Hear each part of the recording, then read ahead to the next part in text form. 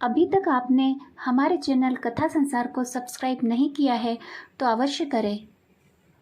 प्रथम पूज्य श्री गणेश जी को नमस्कार करते हुए कथा का प्रारंभ करते हैं। एक समय श्री महादेव जी पार्वती जी के साथ भ्रमण करते हुए मृत्युलोक में अमरावती नगरी में आए। वहाँ के राजा ने शिव मंदिर बनवाया था जो कि अत्यंत भव्य एवं रमणीक तथा मन को शांति पहुँचाने वाला था। भ्रमण करते समय शिव पार्वती भी वहाँ आकर ठहर गए। पार्वती जी ने कहा, हे नाथ, आओ आज इसी स्थान पर चौसर पासे खेले। खेल प्रारंभ हुआ। शिव जी कहने लगे, मैं जीतूंगा। इस प्रकार उनकी आपस में वार्तालाप होने लगी। उस समय पुजारी जी पूजा करने आए थे। पार्वती जी ने पूछा, पुजारी जी बताइए जीत किसकी होगी? पुजारी बोला, इस खेल में महादेव जी के समान कोई दूसरा पारंगत नहीं हो सकता, इसलिए महादेव जी ही यह बाजी जीतेंगे। परंतु हुआ उल्टा, जीत पार्वती जी की हुई। अतः पार्वती जी ने पुजारी को कोढ़ी होने का श्राप दे दिया कि तूने मिथ्या भाषण किया है। अब तो पुजारी कोढ़ी हो गया। शिव पार्वती दोनों वापस चले गए। कुछ समय पश्चात अप्सराएं पूजा करने आई।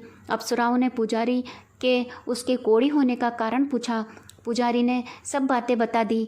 अप्सराएं कहने लगी, पुजारी जी आप 16 सोमवार का व्रत करें तो शिव जी प्रसन्न होकर आपका संकट दूर करेंगे। पुजारी जी ने अप्सराओं से व्रत की विधि पूछी।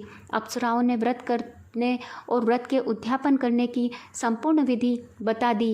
पुजारी ने विधि पूर्वक श्रद्धा भाव से व्रत प्रारंभ किया और अंत में व्रत का उद्यापन भी किया। व्रत के प्रभाव से पुजारी जी रोग मुक्त हो गए। कुछ दिनों बाद शंकर पार्वती जी पुनः उस मंदिर में आए तो पुजारी जी को रोग मुक्त देखकर पार्वती जी ने पूछा, मेरे दिए हुए श्राप से मुक्ति पाने का तुमने कौन सा उपाय किया? पुजारी जी ने कहा, हे माता, अप्सराओं द्वारा बताए गए 16 सोमवार के व्रत करने से मेरा यह कष्ट दूर हुआ है। पार्वती जी ने भी 16 सोमवार का व्रत किया, जिससे उनसे रूठे हुए कार्तिकेय भी अपनी माता से प्रसन्न होकर आज्ञाकारी हुए। कार्तिकेय जी ने पूछा, हे माता, क्या कारण है कि मेरा मन सदा आपके चरणों में लगा रहता है? पार्वती जी ने कार्तिकेय को 16 सोमवार के व्रत का महत्व तथा विधि बताई। तब कार्तिकेय जी ने भी इस व्रत को किया तो उनका बिछड़ा हुआ मित्र मिल गया। अब मित्र ने भी इस व्रत को अपने विवाह होने की इच्छा से किया। फलतः वह विदेश गया। वहाँ के राजा की कन्या का स्वयंवर था। राजा ने प्रण किया था कि हथिनी जिस व्यक्ति के गले में वरमाला डाल देगी उसी के साथ राजकुमारी का विवाह करूँगा।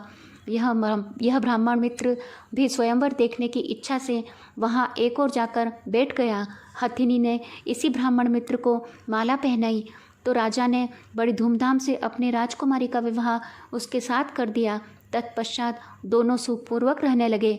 एक दिन राजकन्या ने पूछा, हे नाथ, आपने कौन सा पुण्य किया जिससे हथिनी ने आपके गले में वरमाला पहनाई? ब्राह्मण पति ने कहा, मैंने कार्तिकेय जी द्वारा बताए अनुसार 16 सोमवार का व्रत पूर्ण विधि विधान सहित श्रद्धा भक्ति से किया, जिसके फल के कारण मुझे तुम्हारे जैसी सौभाग्यशाली पत्नी मिली। अब तो राजकन्या ने भी सत्य पुत्र प्राप्ति के लिए व्रत किया और सर्वगुण संपन्न पुत्र प्राप्त किया। बड़े होकर पुत्र ने भी राज्य प्राप्ति की कामना से 16 सोमवार का व्रत किया। राजा के देवलोक होने पर इसी ब्राह्मण कुमार को राजगद्दी मिली। फिर भी वह इस व्रत को करता रहा। एक दिन उसने अपनी पत्नी से पूजा सामग्री शिवालय ले चलने को कहा, परंतु उसने पूजा सामग्री अपनी दासियों द्वारा भिजवा दी। जब राजा ने पूजन समाप्त किया तो आकाशवाणी हुई कि हे राजा, तुम इस पत्नी को त्याग दो, नहीं तो राजपाट से हाथ धोना पड़ेगा।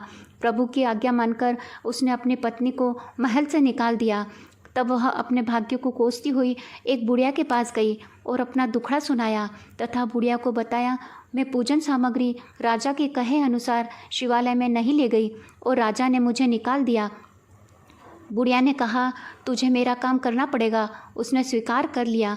तब बुढ़िया ने सूत की गठरी उसके सिर पर रखी और बाजार भेज दिया। रास्ते में आंधी आई तो सिर पर रखी गठरी उड़ गई।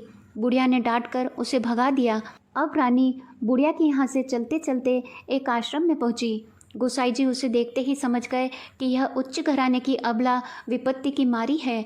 वे उसे धैर्य बंधाते हुए बोले, बेटी तू मेरे आश्रम में रह, किसी प्रकार की चिंता मत कर। रानी आश्रम में रहने लगी, परंतु जिस वस्तु को वह हाथ लगाती वह वस्तु खराब हो जाती। यह देखकर गुसाई जी ने पूछा, बेटी किस देव के अपराध से ऐसा होता है?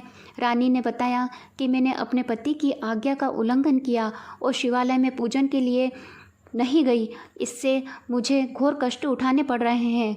गुसाई जी ने शिवजी से उसके कुशल क्षेम के लिए प्रार्थना की और कहा, बेटी तुम 16 सोमवार का व्रत विधि के अनुसार करो। तब रानी ने विधि पूर्वक व्रत किया। व्रत के प्रभाव से राजा को रानी की याद आई और दूतों को उसकी खोज में भेजा। आश्रम में रानी को देख दूतों ने राजा को बताया। तब राजा ने कहा, वहाँ जाकर गुसाई जी से कहा, महाराज यह मेरी पत्नी है, मैंने इसका परित्याग कर दिया था, कृपया इसे मेरे साथ जाने की आज्ञा दे। शिवजी की कृपा से प्रतिवर्ष 16 सोमवार का व्रत करते हुए वे आनंद से रहने लगे और अंत में शिवलोक को प्राप्त हुए। यदि आपको कथा पसंद आई हो तो लाइक व शेयर अवश्य करें। जय श्री कृष्णा।